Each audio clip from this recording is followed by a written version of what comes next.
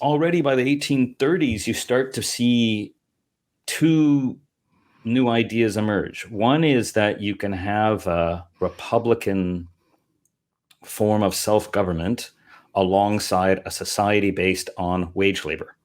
And it has to be said that sort of classically, before you had a society dominated by who's sort of where most labor was done by a permanent wage laboring class, almost all Republicans thought wage labor was a form of dependent labor. There was no one who really thought you could be free on wage labor, but it wasn't the prevailing way in which most labor was carried out.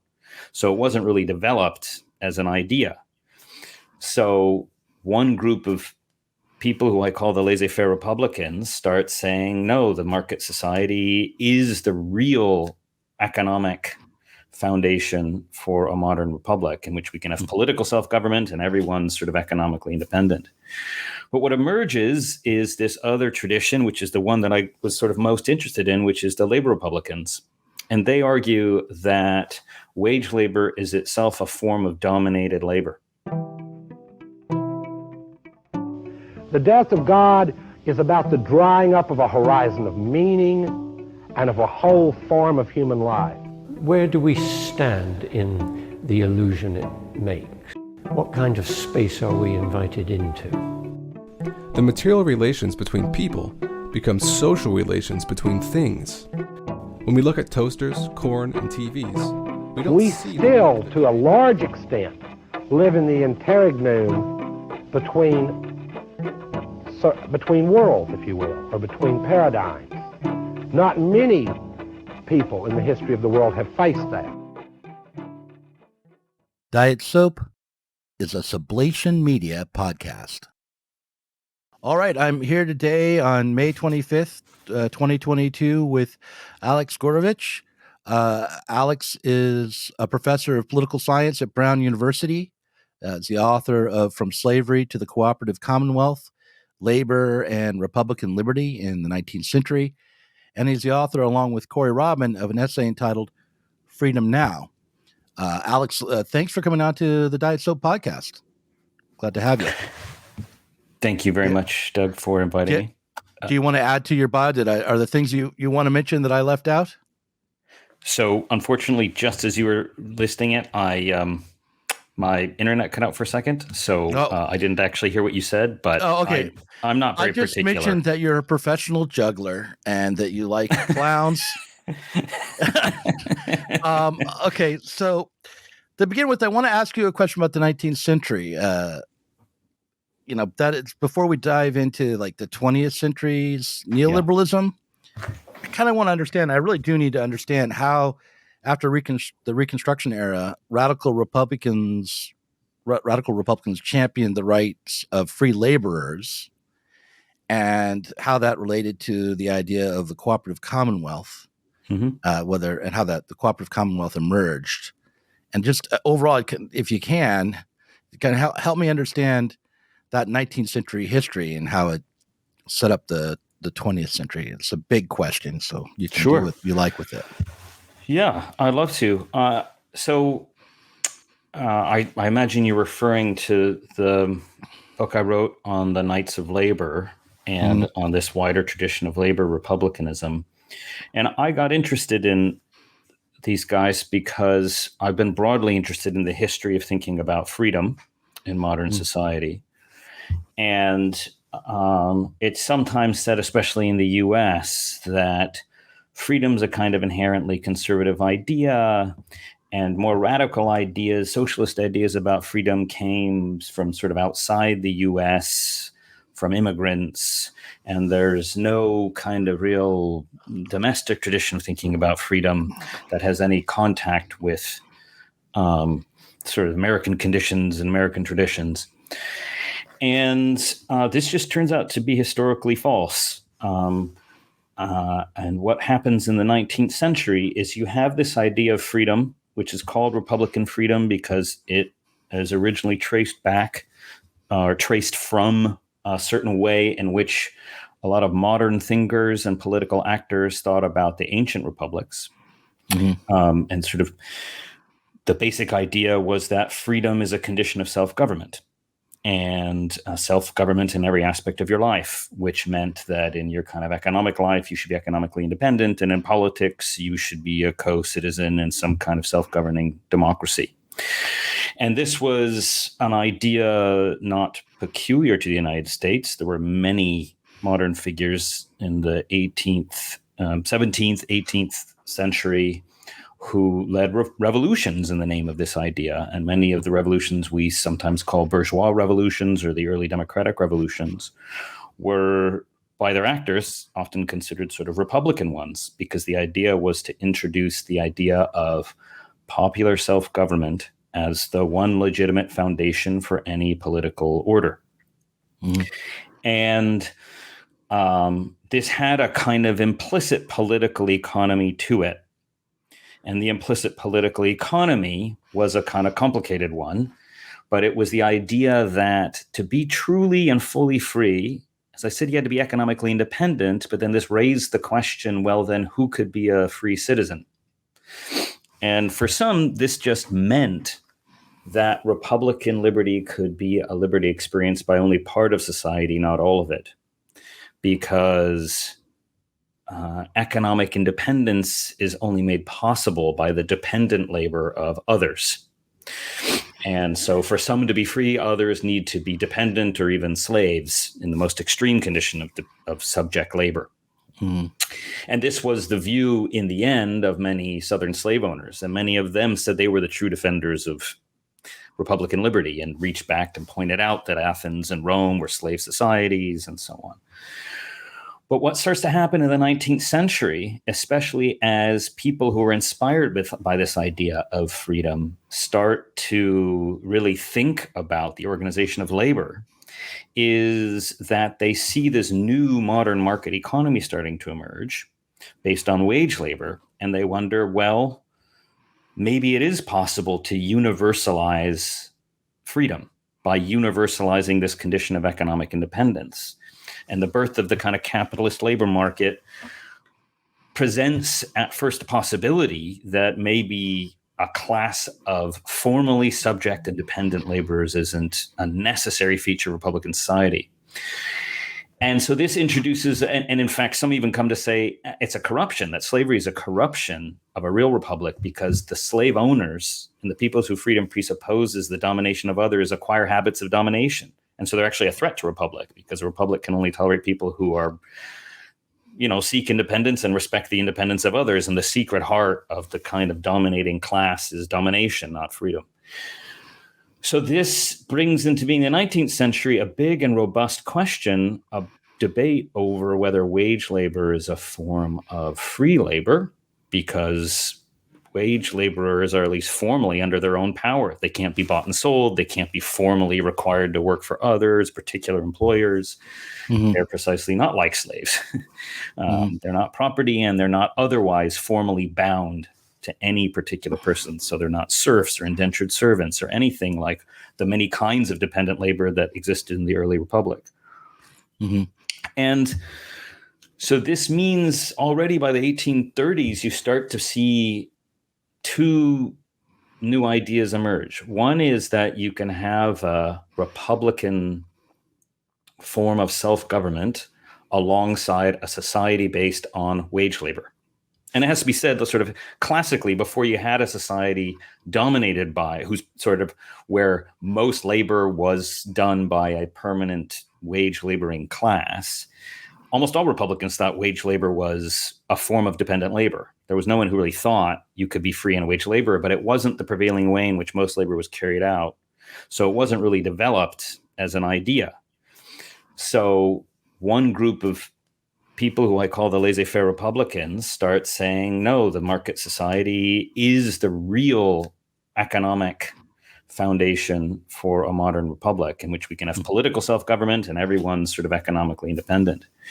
But what emerges is this other tradition, which is the one that I was sort of most interested in, which is the labor Republicans. And they argue that wage labor is itself a form of dominated labor. And it's dominated for a number of interrelated reasons. One is that because wage laborers are essentially propertyless. They're forced to enter the labor market and work for employers who are not similarly forced to work. And since they're forced to work for employers in order to survive, they're also forced to take their orders and therefore are really subject to the power of particular employers. They're not self-governing in their labor activity. So they're not properly economically independent. When did these Republicans emerge? Like, at what time are we talking about them developing the idea? The way I see it is the early 19th century is when they first emerge. And the way to distinguish them from other kinds of critics of wage labor and slavery is that there is an agrarian tradition which held and which you see rattling around the Jeffersonian kind of idea, and which comes all the way up to the present and sort of ideals of everyone being self-employed, being their own, contractor or something like that. On that idea, the only way to be truly economically dependent and still work would be to own your own piece of land, produce on your own land under your own power, not in cooperation with anyone else. And the people I'm talking about, labor Republicans, are people who respond not just to the wage labor, but the rise of kind of industrial production, and who notice that a huge amount of work is cooperative in character. No, you can't produce the products that people need just individually on your own, individual means of production, like a small workshop or a small piece of land. And so what really starts to mark them out in the 1820s and 30s is them trying to figure out how economic independence could be made compatible with cooperative production. And they emerge around the first organized political parties of workers called the working men's parties. First one's founded in 1828 in Philadelphia, the second in 1829 in New York. And these are parties of workers, by workers, for workers. They exclude non-workers from their membership. And that means non-wage, they exclude non-wage earners from their membership? It's a bit vague for them because at that time you have a lot of slippage in the class position of people. So some people might have been skilled craftsmen, some of them who did some wage labor on the side, or who might end up becoming wage laborers. Some of them were labor. Anyone who performed a craft or who was paid for work was roughly how they understood it. The one group they absolutely hated was lawyers. Those people were banned. They were banned. It has to be remembered, the legal profession in the 19th century is entirely a bourgeois profession that only defends the interests of property owners. There's no labor lawyers at that time.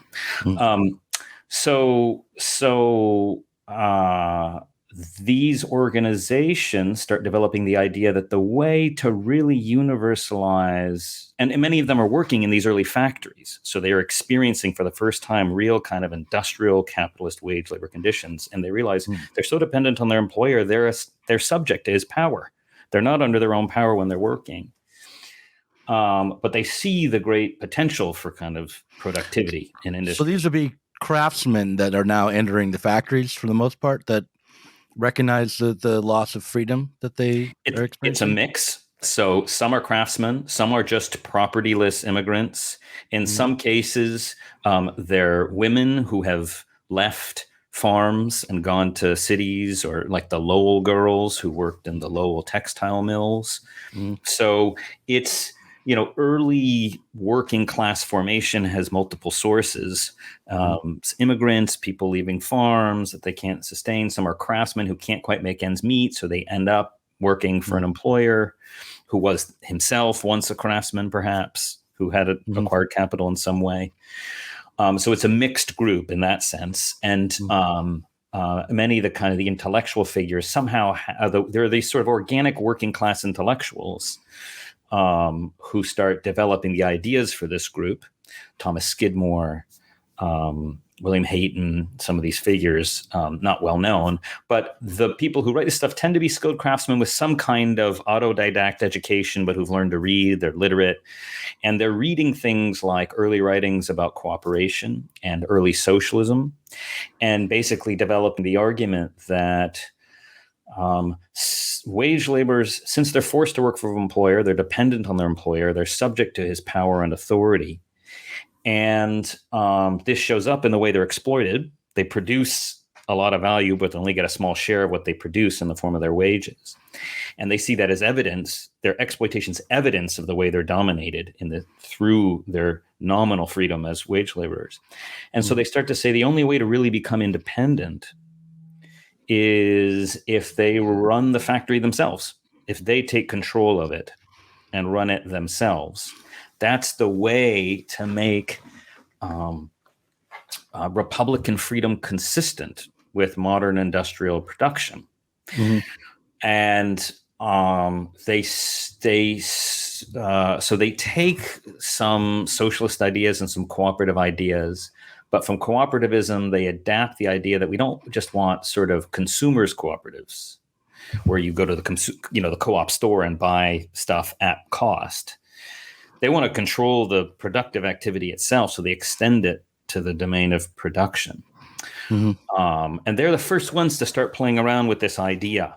So in that sense, they also depart from some of the utopian socialists, because the labor Republicans, for the most part, aren't arguing for creating these independent, voluntary communities of like-minded people separated from the economy. Right. They want to actually kind of take it over, and to use their political power as voting citizens to help do that. So they first emerged in the 1830s. What was their relationship to the market like? How did they conceive of production aimed at the market? Were they, did they see the market as a realm of freedom? Yeah, that's a really good question, and it's not an easy answer. The short story is they never proposed to abolish a market for commodities. Mm-hmm. They do not want a market for labor or labor power. But their view is that if you had an economy based on producers' cooperatives, then they could sell their goods at value, in the sense that since they're the owners and they're creating the commodities, they control all of the value of what they produce, and that would make the market fair. And some of them were quite taken with these early schemes that you could kind of pay people in labor notes that would register your hours of labor. And then you could redeem them at a cooperative store for goods that would be priced at the hours of labor it took to produce them, so that everything would be exchanging at its labor cost, as it were.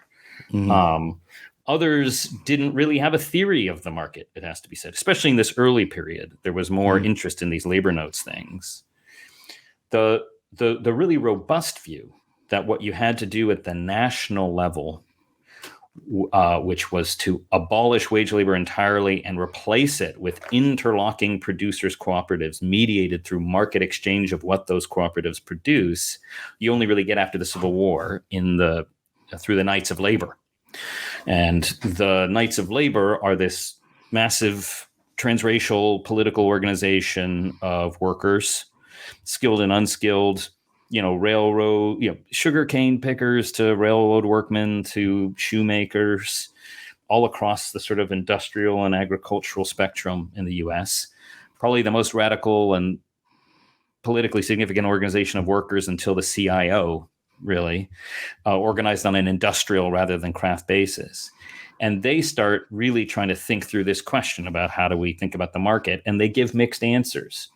So they think that, in one sense, they think the market can be a domain of freedom if you have producers' cooperatives, because then the goods that are exchanged, the people who produced it keep the full value of what they produce. And there won't be any exploitation. So there's multiple reasons why they think it's a domain of freedom. One is nothing stolen from you. They don't think that anyone gets to take value kind of unfairly from you. Another reason, it should be said, and this is one of the things I thought was most interesting about them, is that if you have people, if the workers are in control of the workplace, they're also in control of the machines, which means that as they become more productive, they get to keep the full value of what they produce, which means that they can reduce the hours of labor that they work. Because one thing they notice is that in a capitalist society where the capitalists own the machines, as work becomes more productive, the workers don't actually see any alleviation of the burden of labor. They either end up unemployed or working harder or worse at work. Mm-hmm. And so they see producers' cooperatives and the selling of goods that you produce under your own control as a source of freedom, because they think that what you'd be able to do is you earn the same amount of money with fewer hours of work because you can sell the same number of goods or something like that. Or at least the choice is under the control of the workers to enjoy the benefits of increased productivity by working less. So I'm kind of a Marxist type, right? So so I'm hearing all this. I'm thinking Critique of the Gotha Program, Capital Volume 1. Which is pretty much all I need to read more Marx so I can think about other things too. But the what I'm thinking about here is that according to first of all, I guess the question would be, were these labor Republicans aware of Marx's writing at all at any point? Right. And so then the other question is, from my point of view, just to the problem with the idea that you could just get paid for the time that you worked and based on the value you produced after the machine sped up your production, is that you're assuming equivalent speed up maybe across all these interlocking domains. Right. And 1 hour of work that produces, I don't know, 100 cans of pineapples might only produce 2 pairs of shoes. And you have but the laborer would be paid the same token. Right. And so you have an inequality, and you have basically the shoe manufacturer getting more for their value. And so you have a competition between the workers' co-ops emerging, I think. Yeah. Is that fair, do you think? Absolutely. No, I mean, I think it's important. I mean, their political economy is like the kind of political economy that Marx was criticizing in the Critique of the Growth Program, for sure. I mean, the dominant socialist political economy was the Lassallean, Bakuninite, Proudhoniste kind of idea, which is that socialism is about workers keeping the full value of what they produce. And then we know that there's some real puzzles there about whether that makes any sense. Mm-hmm. And what I say about the Labor Republicans is that they were not dogmatic about this point. They often actually sort of shifted between fair value and full value of what they produced. Mm-hmm. And they also wanted certain areas fully socialized. So they wanted the nationalization of utilities and railroads, because they came to see that actually something should just be under public control. The various public utilities. They also thought that they came to think you needed various kinds of state regulation to make sure that cooperation or competition among different economic actors didn't lead to a kind of collective, to the market disciplining and dominating each cooperative, such that no matter how much they'd like to reduce their hours of labor, they'd have to keep bringing them back up in order to stay in competition. So they had a number of proposals for like that. And they dropped the idea, but by the Knights of Labor, you don't see anyone really arguing for labor notes. Mm-hmm. They're just imagining a kind of, they're kind of paper currency or bimetallist currency theorists. They just want relatively easy money to facilitate the financing of these cooperatives, and on the other hand, sort of extending commerce. So they are not really aware of Marx. However, there are a number of Marxists and members of the First International in the Knights of Labor, including quite significant ones. I mean, Theodore Kuno, who had been a correspondent and friend of Marx and Engels sort of in a later period, he's at one point the chief statistician of the Knights of Labor. What's unclear about any of these members of the First International is how much they were alive to this particular puzzle that you raise, which is, well, if you've still got a market for goods, then it's what's the basis going to be for distributing them? And if it's imagined that workers keep the full value of what they produce, you're just in these sort of irresolvable puzzles, because you need some share of that to go to building the infrastructure and so on. But then it's not the full value because some of that's going to public services. And if it's the fair value, how's that determined? They were still, I think it'd be fair to say that they're still committed to the idea that to some degree people should be rewarded for their effort. And that's part of economic independence, is when everybody's working under their own power, then each is free to kind of make decisions about just how hard they're going to work. And so they didn't have, a fully developed theory of the sense in which the market itself might be an instrument of domination that kind of imposed on all of the producers together and might have to be replaced in order to fully realize self-government. But what I find interesting about them is there's nothing about their thinking that fully negates that insight, because they already take what I think is the crucial step, which is to try to understand Republican freedom as a form of cooperation and collective self-rule, rather than stemming from private and individuated acts of work and production. And so the idea, this vision they have, that what you have is an economy of interlocking producers' cooperatives, where nobody is forced to work for everyone else because everyone has a right to access work in some self-governing cooperative or another, means that on the one hand, they all believe everyone's got some duty to work. Right? I mean, this is sort of a part of the tradition that sometimes a bit overlooked, I think, but they recognize everyone who's able-bodied ought to do some share of the work. The question is, what conditions do they do that under? That's consistent with the idea of self-government.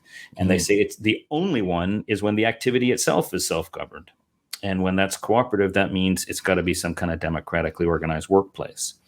And I think the fact that they start from that kind of principle of freedom is why the background economics is maybe a bit fuzzy. To what degree are they really arguing you keep the full value versus the fair value? Why they're quite pragmatic in their willingness to accept all kinds of regulations that might be considered market distorting. They're not concerned about that, because so long as those emanate from self-governing decisions, they're happy with that. And I'd say one final reason that they put so much weight, I think, in the idea of these self-governing cooperatives is that they're quite suspicious of the state, because their primary experience with the state, the American centralized political apparatus, is repression. It's just straight up violent repression by the police, National Guard, federal troops. Anytime they go on strike, they face bullets, guns, violence. And they kind of don't. And anytime they try and challenge it by law, even through the most democratic aspects of the state, judges overrule them, or politicians get bought off.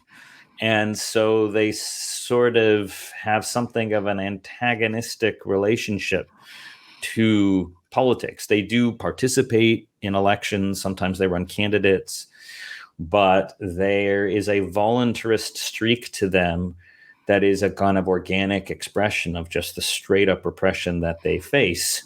That I think sort of has to be weighed in the balance of why it is that they're, I think, somewhat resistant to the idea that what we're going to sort of suspend the market and give power over to a state that will manage and they sound like anarcho council communists to me. Yeah. Well, I think it's not by accident. So they're founded in 1869. They reached their peak in 1886. Their memberships, depending on how you count it, about over 1 million, which is huge for the late 19th century. And then they decline. And when they split, they fracture along the more conservative segment of them becomes the American Federation of Labor, and they're sort of Gompers leads them out of the Knights, and it's a more craft labor basis. But the other bit, the more radical bit, becomes some of the foundations for things like the Wobblies, the IWW. Many of the songs and the literary and musical traditions of those that group comes in part out of the more radical bits of the Knights of Labor.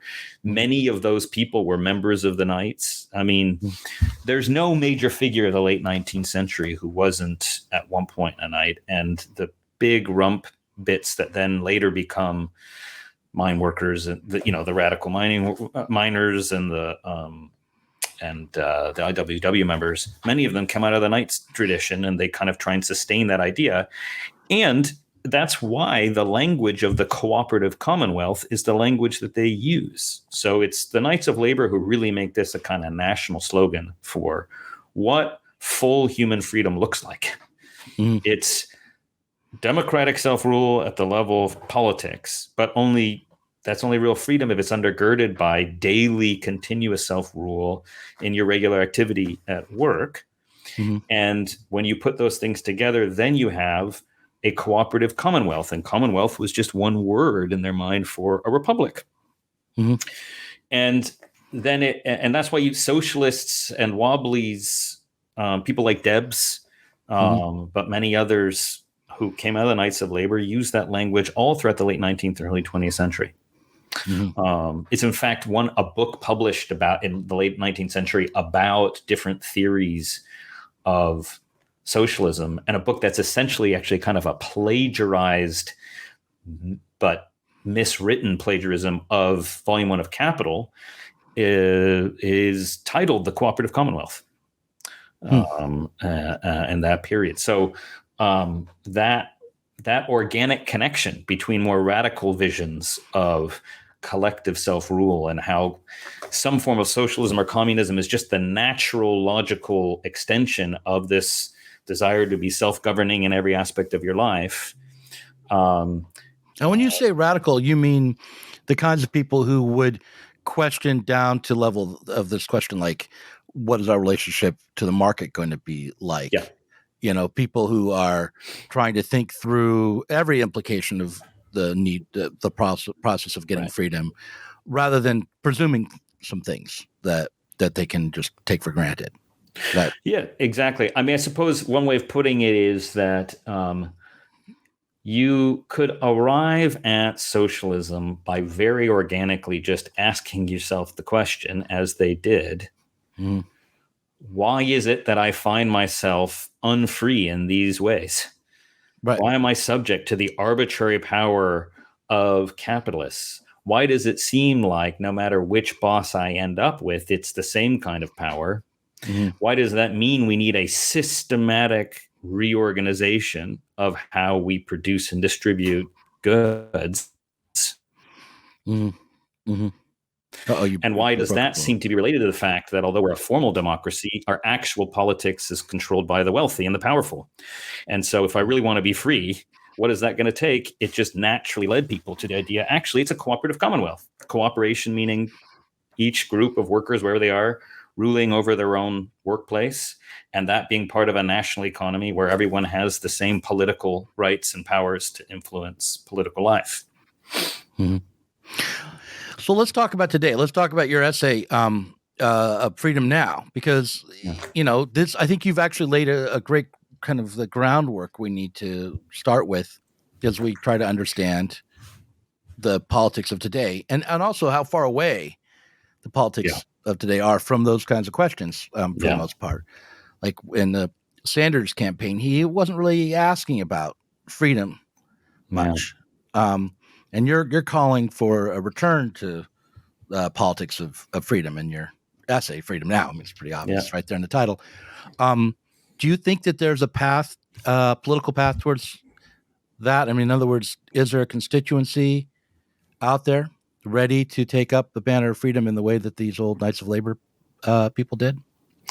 I genuinely don't know the answer to that question. I mean, when I co-wrote that article with Corey Robin, Freedom Now, it was certainly a call, but in some sense, I suppose, a kind of provocation, not in the contrarian way, but just to raise the question of whether there really are people who are moved by that kind of argument, since I don't know. I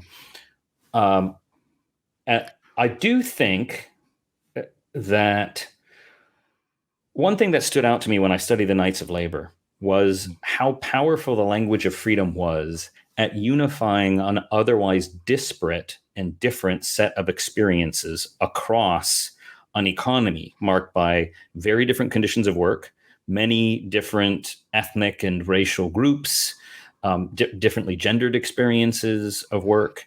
And so what was striking about the Knights of Labor is that you had a huge number of people. They were out there trying to organize sort of black cane workers in the South, Mexican workers on the railroads. You know, they certainly weren't purely universalistic. Many of them were still racist. Many of them were in some ways even more discriminatory towards Chinese workers. But what stood out to me was, for the 19th century and really for American political history, it was nonetheless one of the most robust class-conscious organizations that had succeeded in finding a language for unifying these different experiences and showing how everybody was in some way not just concerned with the same thing, which was emancipating themselves from the power that others had over them, but who came to see that they could only get that together. Get it by acting together in a common struggle. Mm-hmm. And so this is why when Corey and I sort of thought, well, this is a special power that freedom has. It taps into an aspiration that everybody has and can help name and draw people's attention to the kind of basic structures that and shared interests that everyone has that could be a basis for finding what people have in common, despite the differences that often seem to divide people and make collective struggle difficult.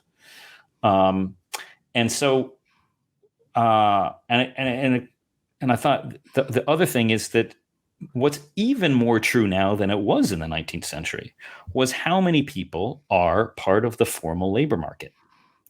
So the kinds of domination that people are talking about in the 19th century, in some ways, it's a much more rural society, and it's a much more gender differentiated society in terms of who's in the formal labor market. That was kind of a big issue with the Knights of Labor. Whereas now, you probably have the largest share of every group in the labor market, women as well as men, people of every creed, race, ethnicity.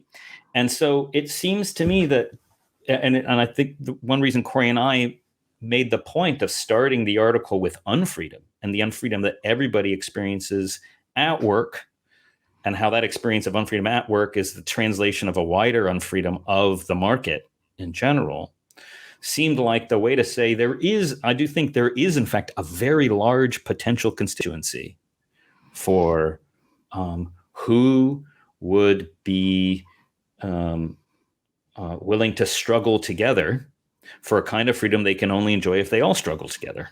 Because in the end, the point is in some ways to draw people's attention to how the fundamental structuring features of these on freedom are not the kind of arbitrary wills of the particular capitalists. It's not because they happen to be particularly morally bad. And it isn't just whatever prejudices they happen to have against particular groups. That these employers have this kind of power over them because of the wider structure of our society. And that nobody should be subject to that power, even if the person has done a great job of expurgating from their consciousness every potential prejudice they might have and every kind of unjust desire or preference they might happen to want to use and abuse. So while I want to say something controversial here, that's fine. Yeah. But in support of what you're saying, but I also, if I'm going too far with this, let me know. But I have like one token Trump supporting friend. Okay. Yeah. And he's on Facebook. And he writes to me all the time. The only reason we know each other is because of the podcast and things. And he writes to me all the time, and we disagree about everything. Yeah. But this question of freedom. Yes. Like I can say to him, look, what our difference here is where we think the causes of the unfreedom are. I see all these problems that you're pointing to, but to me, they're just not explained by some elite conspiracy. There's a structural thing. And because of that, despite the fact that we disagree, he will listen to me. We've had conversations. It's not like we're politically aligned, but what I will say is that lately he's a worker. He drives snowplow some of the time. He's been driving concrete mixers around. He's a trucker, I guess. Yeah. Yeah.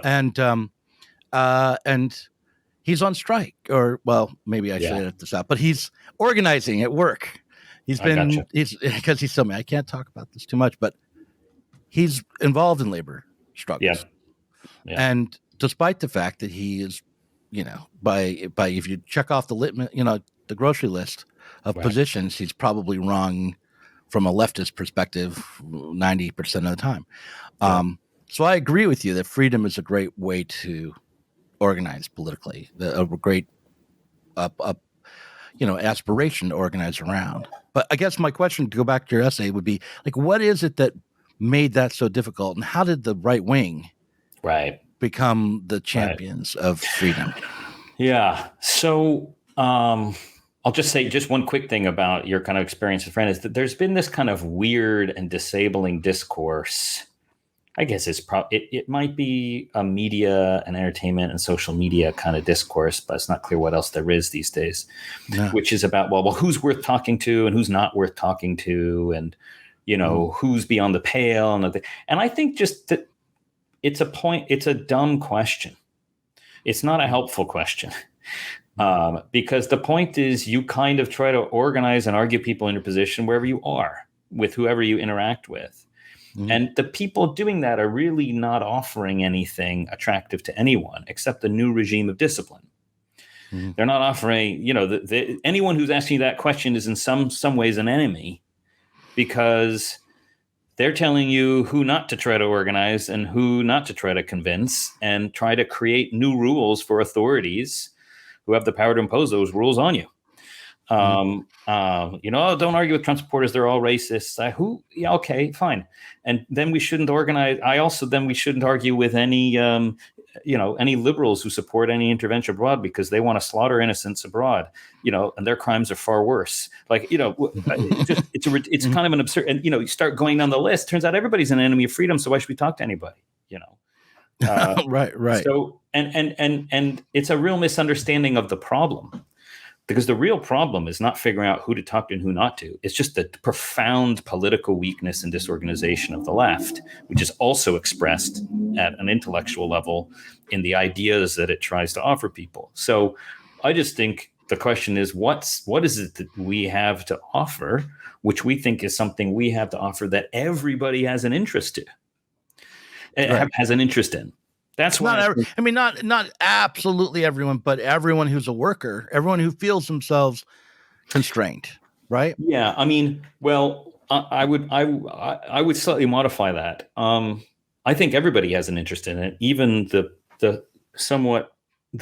wealthy have an interest in real freedom. Even Elon Musk. But we do have reason to think that there's some class whose class position just depends entirely on preserving relations of domination. And anyhow, I can't talk to Elon Musk, but there's a better expenditure of your time. But the point is that everybody has an interest in a society based on real reciprocity, in my view. And in the kind of freedom that society offers to everybody, because I think even the dominators are made miserable by their domination. I'll tell you something else. I had a dream. I interviewed Moish Pastone. Do you know Moish Pastone? Wow. Yeah, and I had a dream of getting Moish Pastone in conversation with Elon Musk say, okay, Elon, you want to liberate humanity. You want to reach for the stars. Yeah. You're not going to get there without this guy. You're not going to get there without a critique of the social structure, because we've got all these limitations put on us and even when it comes to technical innovation. Yeah.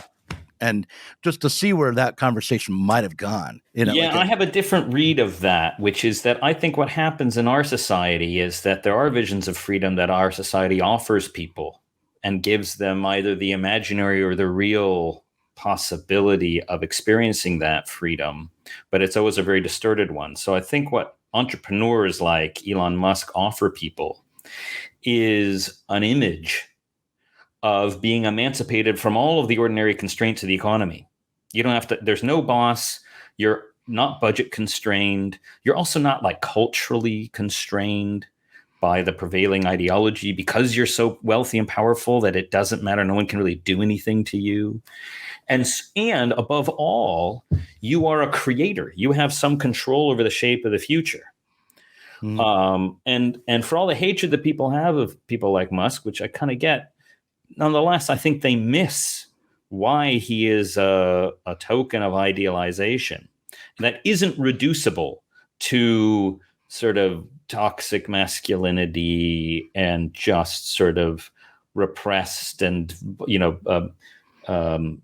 either repressed or kind of quasi-fascist crypto bros. There's a deeper thing that people think about, not just him, but Steve Jobs or Jeff Bezos, which is that it's not just that they're unconstrained, but they have a real power, a creative power. They get to invent and create something that really transforms how we live our lives. And that's a power that should be collective. Right. But instead, it's only a freedom anyone can enjoy just so long as only a few ever get to exercise it. And they get to exercise on condition that they dominate large swaths of other people. I mean, there's a reason that these people are colossal assholes. Yeah. They only get to do what they do on condition that they exercise this despotic control over large bodies of workers. And everybody knows that the Amazon economy from top to bottom is a fear economy. Management is terrified just as much. I mean, Bezos even said once, I want people to come into work a little bit afraid, so this is it's a pathological expression of something that is, I think, real. And a kind of control over the future that everyone could exercise, where the future is something fantastically better and different. That used to be in America, that used to be the left's thing. And this, I guess, goes to your original question, right? Which is how'd the right get control of all this? Right. One of the problems that I'm having in this interview is I don't disagree with you enough, so I can't think of pressing questions to ask you. So just keep going. How did the right take this up? So I think what happens is that in the early 20th century, you see this, by the early 20th century, this enormous rise of, broadly speaking, socialist and worker struggles, especially but not exclusively Marxist parties, communists, socialists, anarcho-syndicalists, huge unions, formal parties, as well as revolutionary parties. And even many liberals start to incorporate and absorb some of these ideas and start thinking the market on its own needs to be constrained. Capitalists need to be constrained. It's not a self-regulating system. And so it looks like the paragons of capital, epigons, I don't know how you say that word, epigons of a certain way of thinking are really on the retreat. And what the best of them, in the sense of the smartest and most attuned of them, really understand is that at the heart of everything, what is one thing that's making the socialists and these workers' movements so attractive is not just that they're offering to alleviate some suffering, but that they're offering everybody a kind of emancipation from the constraints of the economy. They're promising everybody a kind of condition of universal freedom. You read anyone, Jaurès, Kautsky, Luxembourg, your run-of-the-mill, even people like Gompers, but Debs, they're all saying, look, once we get control of this thing, everybody will have enough. No one will have to work too much, and real freedom will begin because you'll be emancipated from living your whole lives at work. Mm-hmm. And so we'll and you'll have control over your own activity, and it'll be free time to develop yourselves as you see fit. And characteristic kinds of legislation like 8 hours movements and stuff like 8 hours laws, are championed as sort of first steps in this direction. Many the Knights of Labor love the 8 hours laws, actually, and many of them that was one of their major demands. They were also, I think, the first to ever argue for equal pay for equal work for women. That was one of their constitutional principles, I should mention.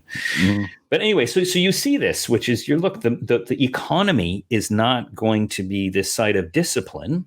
It will be instead a place where you'll go and do your share alongside everyone else doing their share. So the work itself won't be so burdensome, but anyhow, it won't be that much of your time, and you'll no longer be kind of paralyzed and controlled by need.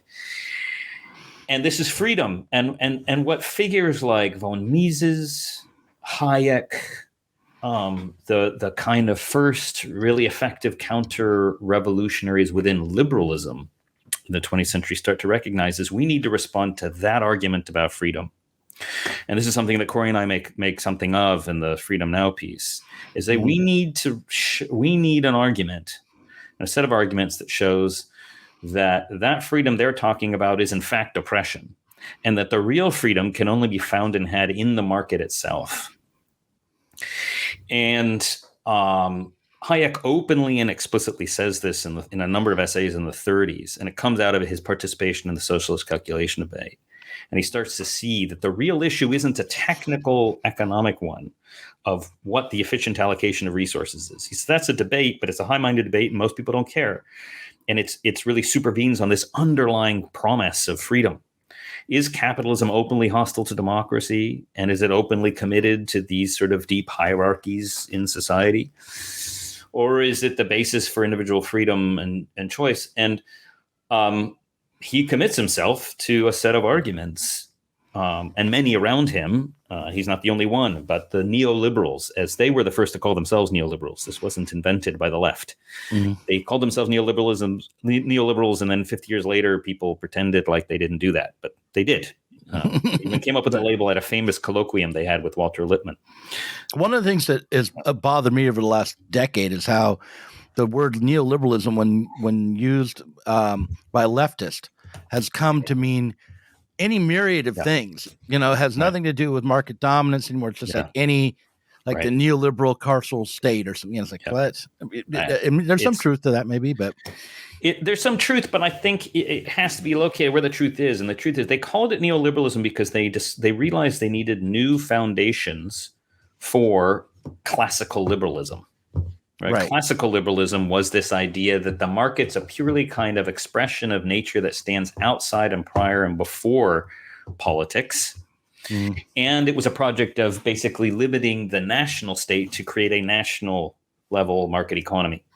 Mm. And what the neoliberals do, and it's the language of natural liberty. And so what the neoliberals do is they make a number of moves, but that are all still liberal in the sense that the fundamental project is the use of political power to protect the market and property owners in the name of freedom. Mm-hmm. But it's different. They openly understand and recognize that the market is a piece of social technology. There's nothing natural. There's no market that is just naturally given. All markets are a product of law. And what they want to say is we need to create political structures that will protect markets from law, because they recognize that these sort of ascendant socialist and democratic elements want to use the state to control and in some places negate the market. And so they come to think, well, we need these supranational. Quinn Slobodian's book on globalists is very good on this, that one of their innovations is the idea that we actually need a global system of supranational government that hems in and constrains these domestic nation states that are now too much in the control of workers. Like the EU, maybe. Exactly. I mean, the EU is the purest expression of it. And in earlier years and periods, many of figures, libertarians, neoliberals recognize that. But other things, the WTO, all these tariff organizations, those kinds of things, which are essentially constitutional constraints. Mises didn't like this aspect of of relying on changing the states and the structure, because didn't he call Hayek a socialist for some of these ideas? I mean, some of these intramural baseball kind of questions, that kind of argument was had. And it really had to do, I think I forget the context, but as I recall, that's mainly just because Hayek was willing to consider some minimal amount of distribution. But on all the fundamental issues, they agreed. About how to use the state. They didn't, like, Mises didn't object to the state intervening to protect capital. Exactly. Okay. And they also, technically, I think that Mises still in some sense might be considered a classical liberal, just because what he thought about liberty was there was in some sense in which a human being just is free insofar as they act rationally, and the structure of rational action is just sort of given by the nature of the human mind. But that's a real it's one of those points that doesn't really matter. But I think Hayek's kind of argument was much more influential, which was to say that the real trick is for people to understand how their freedom depends upon submitting to the discipline of the market, and to recognizing that the way that submission to the discipline of the market includes accepting that their lives will be subject to forces that are not just beyond their control, but beyond anyone's control. Because they are the product of a whole bunch of actions that happen at immense distances and whose effects are just unknowable to anybody, so could never be controlled. And it's hard for our rationalistic sensibilities to accept that submission to blind forces that we can't control, because we think freedom just is the control of forces that affect our lives, not submission to them. But his view was that's just a trick of reason.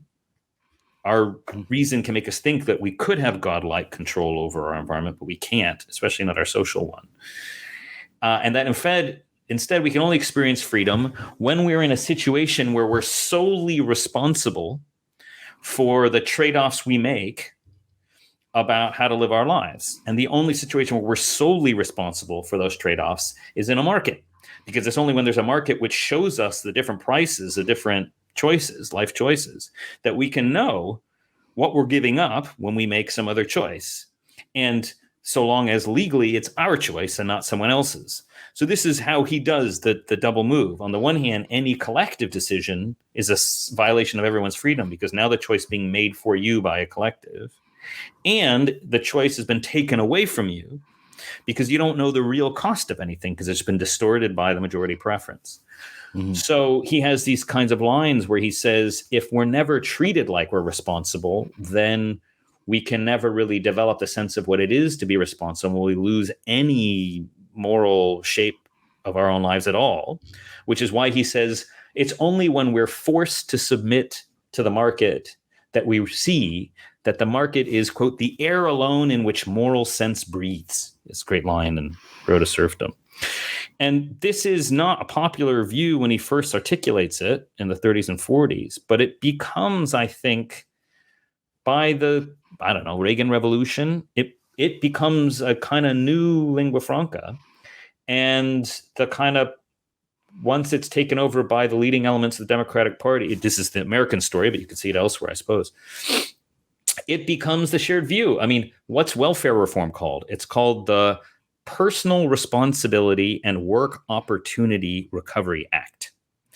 And so this language of personal responsibility, this idea that our freedom just consists in being subject to rules that make us responsible, regardless of the fact that, in fact, the choices we then face are just created for us and set for us by rules that could be changed.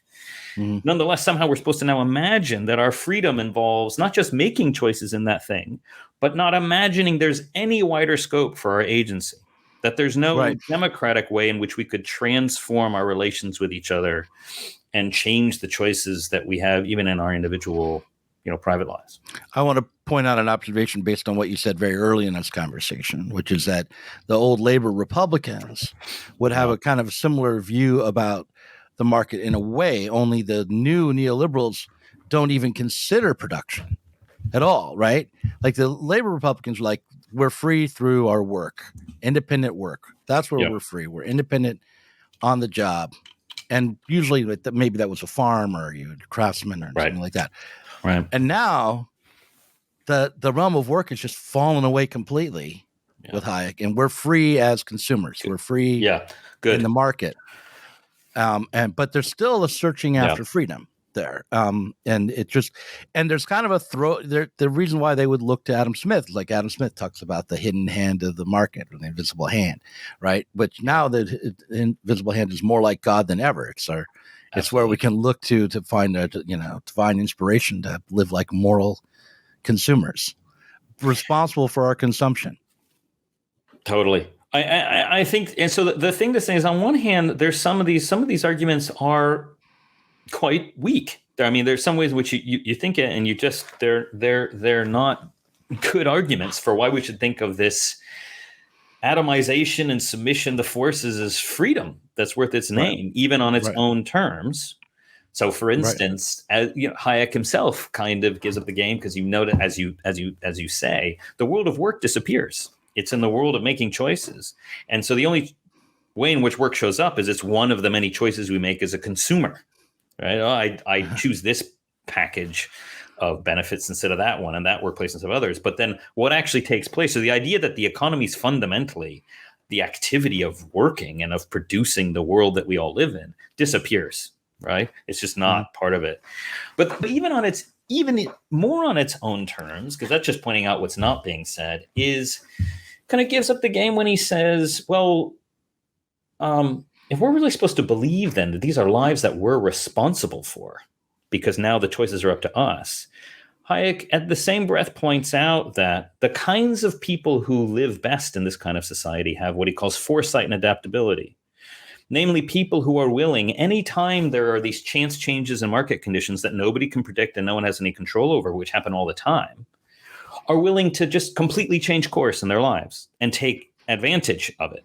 So, are there great jobs being offered in a newly industrializing city? You go there. 10 years later, sudden change in the market. Nobody wants what's being produced there. It gets evacuated. You get an opioid epidemic, but it's where you've built your life. Well, if you stick around, that's your choice. That just tells everybody what your values are. And the people who left and found jobs elsewhere and willing to sever their ties with their entire community and their, bust up their families or create a family crisis. Well, they had different values.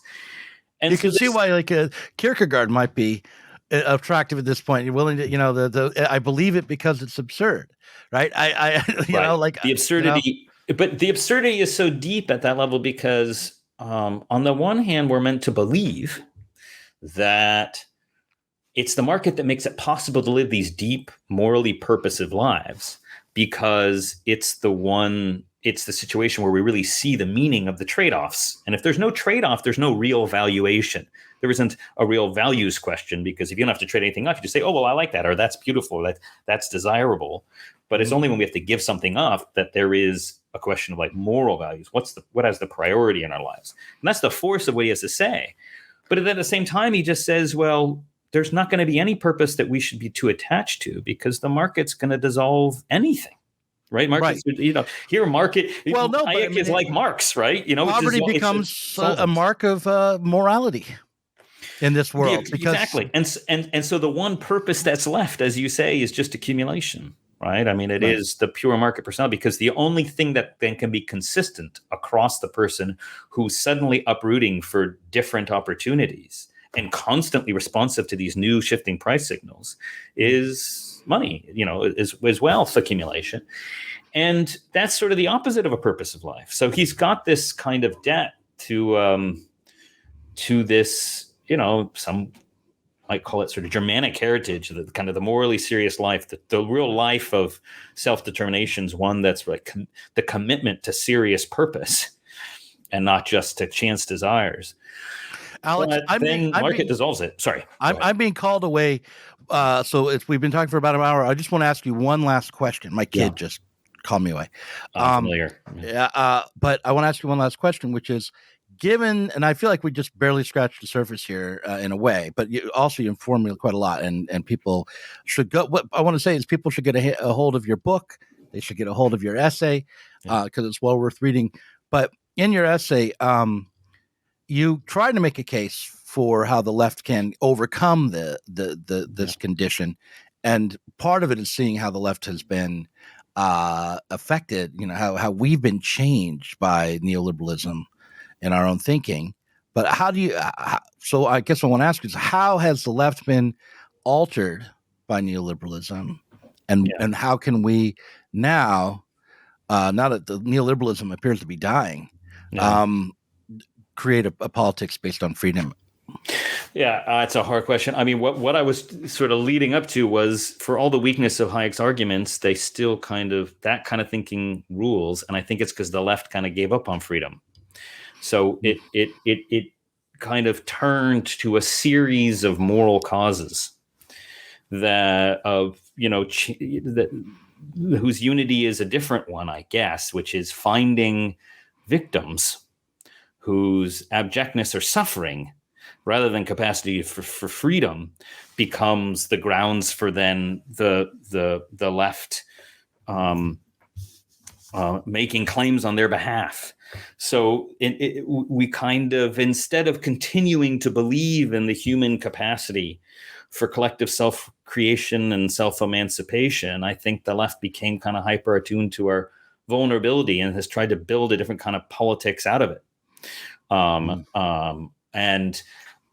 That's why a lot of left articulates is left politics, I think, is articulated in the negative. We're kind of anti this, anti that, because the image is of the bad, oppressive thing victimizing the group. So like being anti-racist or being anti-sexist or anti-capitalist is all, we sort of recast the social world as one where you have oppressors who don't just dominate but victimize. And it doesn't leave you anywhere, because if you really imagine your side as sort of defending the abject or the helpless or the victimized, you can't, it's not just that you can't imagine them engaging in a struggle, but it also means that you can't really put pressure on each other in the ways you'd have to put pressure on each other to engage in collective struggle.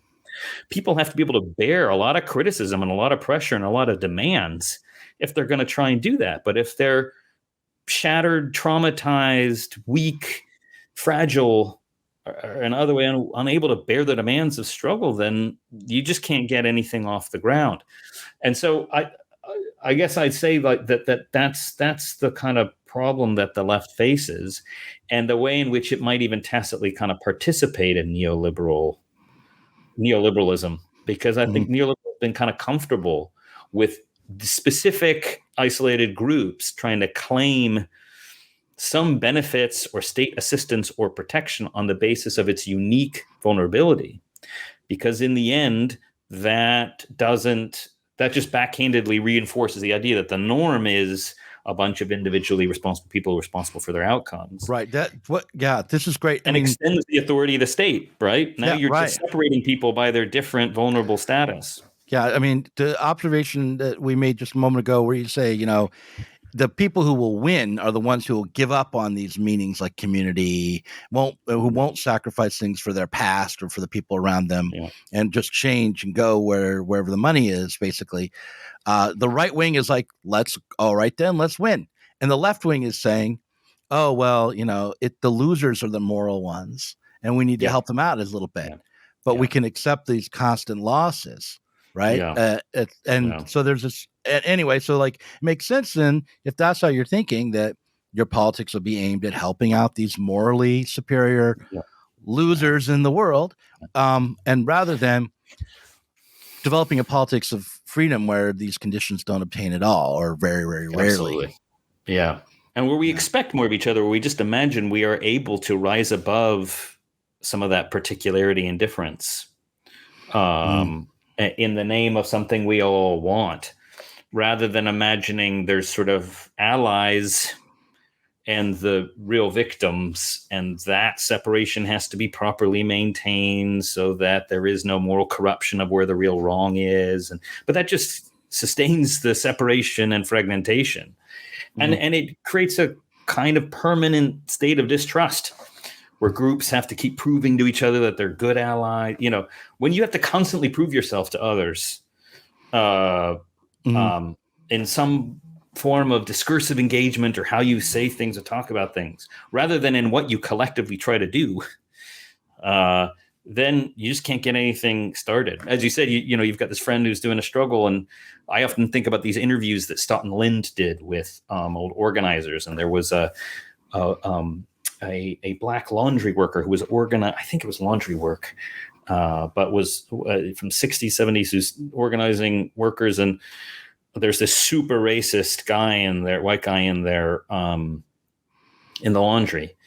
And, he just has all kinds of crazy views and is really awful. And she's just kind of indifferent to him and goes about organizing the workplace. And it's when they kind of go on strike And she goes to him and says, you gotta show up with everybody else and we're all going to benefit. And he sees that he also stands to benefit.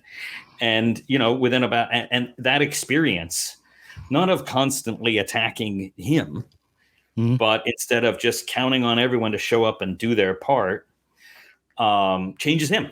And then, it's sort of, it's a nice story. There are many not nice stories where this doesn't happen. But the point is sort of that it's not that she doesn't try and change what he thinks and believes, but that the strategy is to expect of everybody the same things and to change them in the process of actually trying to do the struggle. By creating an opportunity. She creates an opportunity for him to have a better life and be more free. And to be a different kind of person, right? It's creating the opportunity to be a different kind of person rather than just saying, be different, Right.